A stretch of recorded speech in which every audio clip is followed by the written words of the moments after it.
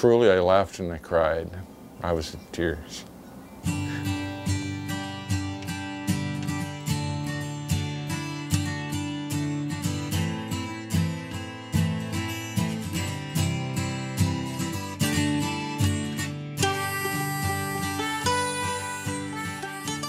So the house sat there for years deteriorating.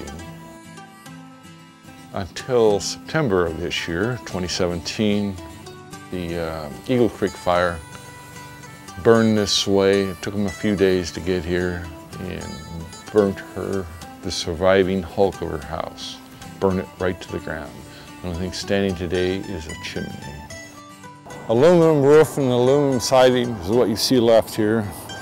I see some porcelain from probably a broken sink. I saw the east wind was blowing and the massive smoke was piling up there, and I says, let's go. Visitors would all take mementos and stuff. Somebody has maybe a set of claw feet for their top. Or maybe 4 people have one each, I don't know.